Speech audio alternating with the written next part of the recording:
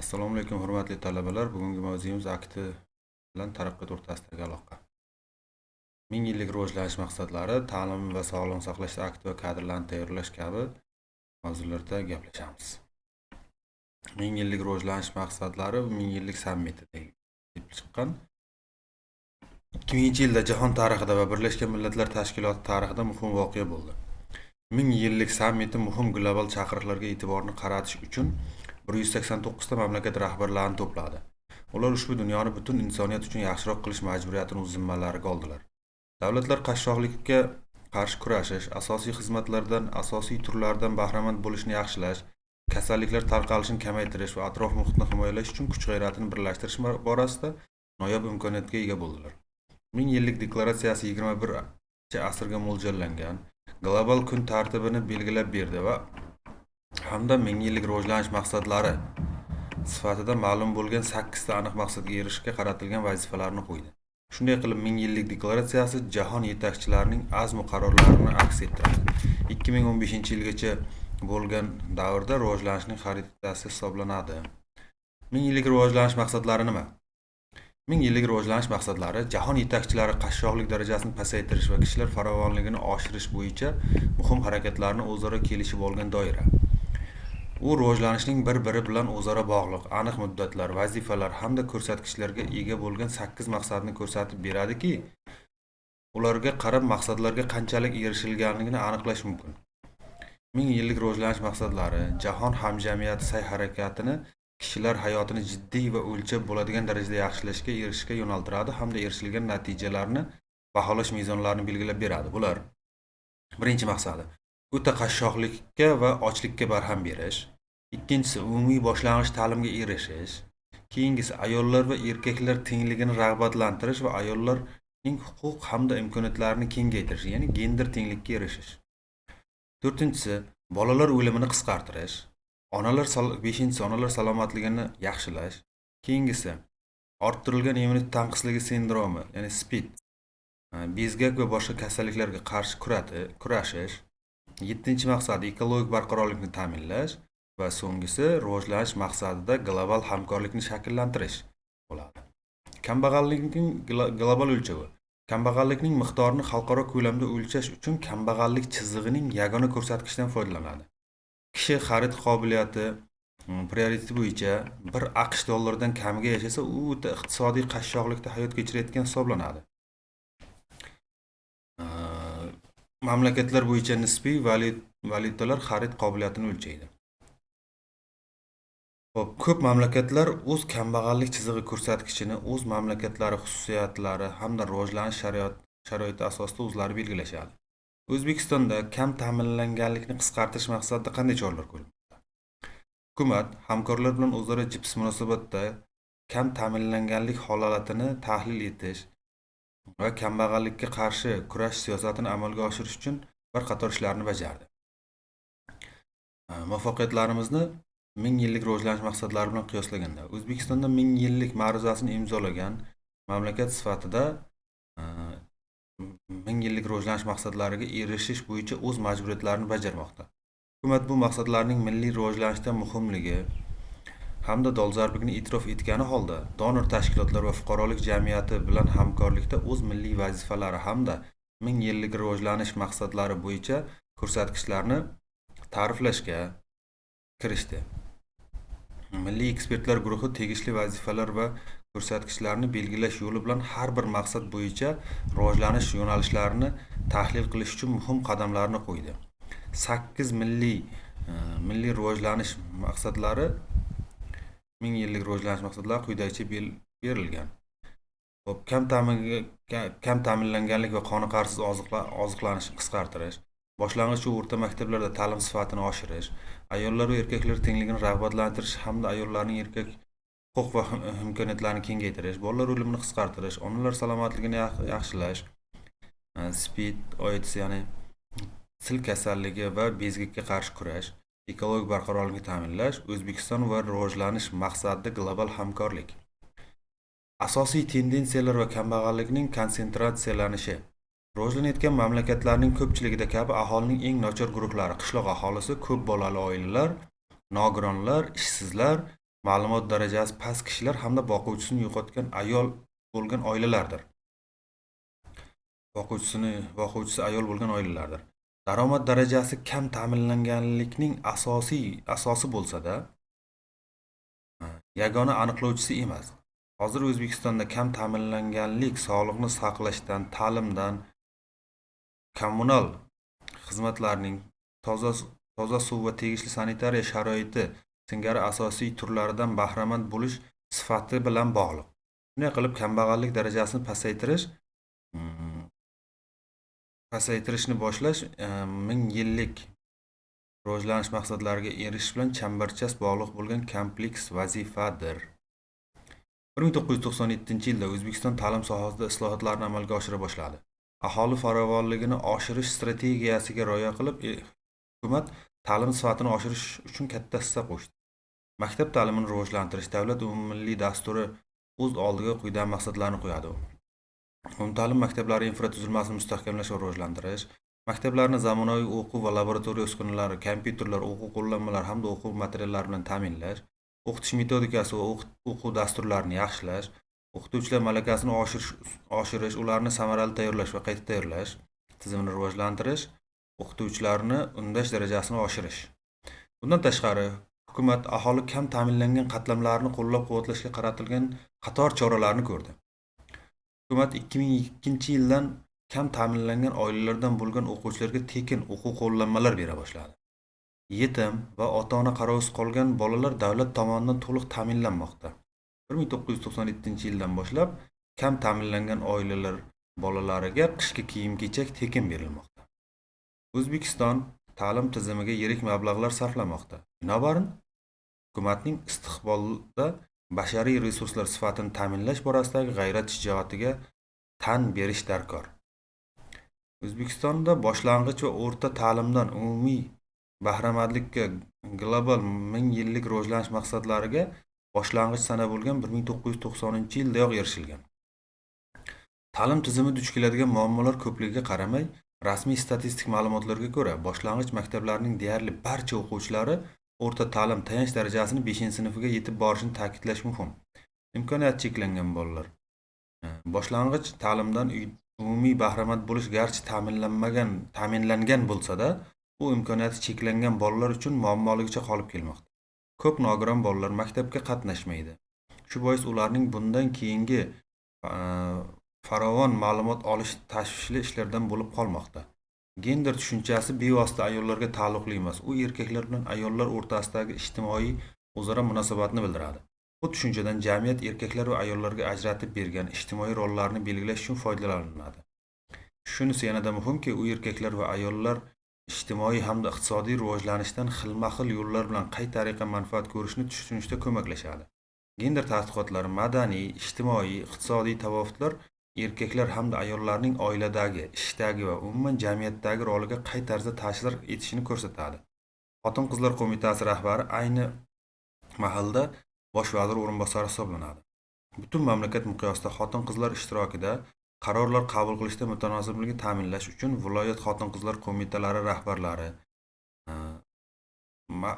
ayni mahalda hokim o'rinbosarlari bo'lib, mahalliy darajada xotin-qizlar manfaatlarini qo'llab-quvvatlash hamda ularning salohiyatini ro'yobga chiqarish uchun mas'uldirlar. Gender tenglikka erishish uchun nima qilinmoqda? Hukumat qator qonunlar va milliy dasturlar, shu jumladan O'zbekiston ayollarining ahvolini yaxshilash strategiyasi va ustuvor sohalarni belgilaydigan milliy harakat platformasini qabul qildi. Yaqinda prezidentning O'zbekiston Respublikasi Xotin-qizlar qo'mitasini faoliyatini qo'llab-quvvatlash bo'yicha qo'shimcha chora-tadbirlar to'g'risidagi farmoni asosida ayollar uchun yangi ish joylari yaratish hisobiga ularning iqtisodiy ahvolini yaxshilash hamda tadbirkorlik faoliyatini rag'batlantirishga qaratilgan tegishli dastur ishlab chiqildi. Dasturda shuningdek, ayollar siyosiy va ijtimoiy faoliyatdagi ishtirokini kuchaytirish choralarini amalga oshirish ham nazarda tutilgan. Birlashgan Millatlar Tashkilotining ayollarga nisbatan kamsitishning barcha shakllariga barham berish borasida O'zbekistonning ayollarga nisbatan kamsitishlarning barcha shakllariga barham berish to'g'risida konvensiyani bajarish bo'yicha milliy ma'ruzasida tavsiyalar berilgan. Ko'plab MDH mamlakatlarida bo'lgani kabi O'zbekiston ayollari ham so'nggi 10 yillik davomida an'anaviy odatlarga qaytarilgani sari o'zlarining jamiyatdagi roli pasayganini guvohi bo'lishdi. Odatiy fikrga ko'ra, erkaklarning jamiyatdagi maqomi yuqori bo'lib, oila to'g'risidagi g'amxo'rlik qilishlari va uni ta'minlashlari darkor. Bunday maslik ko'pincha ayollarning yaxshi haq to'lanadigan ishdan hamda rahbarlik lavozimlarida ishlashdan bahramand bo'lishini cheklaydi. Shuningdek, ota-onalar qizlarining ta'lim olishiga mablag' sarflashdan bosh tortishi bilan tahdid soladi. Ta'limda gender tenglik konstitutsiya bilan kafolatlangan. 1997-yilda qabul qilingan ta'lim to'g'risidagi qonunda kasb tanlash va barcha oliy o'quv yurtlarida ta'lim olishda erkaklar va ayollarga teng huquqlar ko'zda tutilgan. Ta'limning yuqori darajalarida, shu jumladan akademik litseylar va oliy o'quv yurtlarida gender balansini yaxshilash zarurligi haqida rasmiy statistika ko'rsatkichlari guvohlik beradi. O'zbekistonda erta nikohdan o'tish ko'p hollarda qiz bolalar ta'lim olishni davom ettirishga to'sqinlik qiladi. Bu esa o'z navbatida ularning bo'lajak amaldorlik imkoniyatlarini cheklanishlarining asosiy sababi hisoblanadi. Ayollar ta'limning oliy va o'rta kasb-hunar darajasida davom ettirishi, ularning iqtisodiyotdagi tobora faol ishtiroki kabi o'zbek jamiyatida gender tarzini va ayollarning roli to'rt devor bilan cheklanishi holati asta-sekin bartaraf etishda muhim rol o'ynaydi. Hukumat buni e'tirof etadi va milliy harakat rejasi va hamda boshqa qator dasturlarga qizlarga ta'lim olishiga e'tibor qaratilmoqda. Ekologik barqarorlikni ta'minlash uchun nima qilinmoqda? Xo'p, O'zbekiston hukumati ekologik muammolarni hal qilish uchun bir qator strategik dasturlarni ishlab chiqib qabul qildi. Bular: O'zbekiston Respublikasi atrof-muhit gigiyenasi bo'yicha milliy harakat dasturi, biologik rang-baranglikni saqlash bo'yicha milliy strategiya va harakat rejasi, qurg'oqchilik va cho'lga aylanishga qarshi kurash bo'lgan milliy harakat dasturi, atrof-muhit muhofazasi milliy harakat dasturi, atrof-muhit muhofazasi va tabiiy zaxiralardan oqilona foydalanish bo'yicha davlat dasturi, qayta tiklanadigan energiya bo'yicha milliy strategiya. BMT agentliklari tizimi O'zbekistonning tabiiy zaxiralarini barqaror rivojlantirish maqsadida atrof-muhitdan foydalanishni samarali boshqarishga va uni muhofaza qilishga qaratilgan sa'y-harakatlarni bir qator qarorlar orqali qo'llab-quvvatlamoqda. Ta'lim va sog'liqni saqlashda aktiv va kadrlarni tayyorlash. Hozirgi davrda ta'lim tizimi rivojini axborot texnologiyalarisiz tasavvur qilib bo'lmaydi. Ayniqsa yangi pedagogik texnologiyalar tushunchasi ham mana shu asrimiz mo'jizasi sababli mazmunan boyib, yanada rivojlanib bormoqda. Ma'lumki, birgina shaxs kompyuterning paydo bo'lishi bilan ta'lim tizimi imkoniyatlarining tubdan o'zgarganligini bugungi kunda barchaga ma'lum. Internet ta'lim tizimiga yangi pedagogik texnologiyalarni tatbiq etish bo'yicha yanada katta imkoniyatlar berdi. Mamlakatimizda bozor iqtisodiyoti sharoitlarida ta'lim tizimini isloh qilish birinchi navbatda ilg'or axborot texnologiyalarini ta'lim va tarbiya tizimiga tatbiq etish bilan bog'liq. Ma'lumki, axborot kommunikatsiya texnologiyalari, mikroelektronika, hisoblash texnikasi, elektr aloqasi va optoelektronika, mikroprotsessorlar, yarim o'tkazgichlar va optik tolali kabellar sohasida kashfiyotlar bilan bevosita aloqador. Bu kashfiyotlar juda katta hajmli axborotlarni qayta ishlab chiqish va saqlash hamda ularni kommunikatsiya tarmoqlari bo'ylab tez tarqatish imkonini beradi. Kompyuterlarning ulanishi va bir-biri bilan aloqada bo'lishlari uchun sozlanishi yangi qudratli texnologik tuzilmani, umumiy protokoldan foydalanuvchi axborot tizimlarini yaratadi. Ular insonlarni, ularning uylarini va muassasalarini birlashtiradi va juda qisqa vaqt mobaynida katta sonli topshiriqlarni bajaradi. Bu axborotdan foydalanish xususiyatlari va kommunikatsiya tuzilmalarini tubdan o'zgartiradi. Shu bilan birga, kompyuter yer kurrasining har qanday nuqtasi bilan aloqa o'rnata oladi. Ta'lim tizimi uchun ham muassasa talabalar, ota-onalar, o'quvchi va o'qituvchilar shu sohaga bog'liq barcha o'rtasida aloqa qilish uchun imkoniyatlar yaratadi. Insoniyat rivojlanishi nuqtai nazaridan axborot kommunikatsiya texnologiyalarining o'ziga xosligi, inson faoliyatining deyarli barcha sohalarga kirib borishi, ulardan cheklanmagan doirada foydalanish mumkinligidan iborat.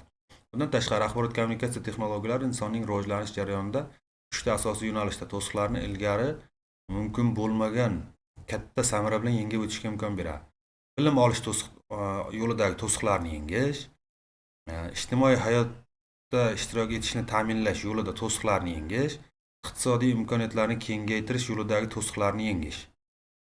Ta'limda axborot texnologiyalari vositalaridan foydalanish olamni global tarzda ma'naviy ijtimoiy yaxlit anglashni rivojlantirishi kerak.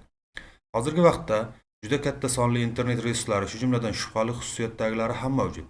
Shu bilan ham foydalanuvchilar tarmoqdagi xavflarni to'g'ri tasavvur qilish, ularda yaxshilik, tinchlik, inson qadri va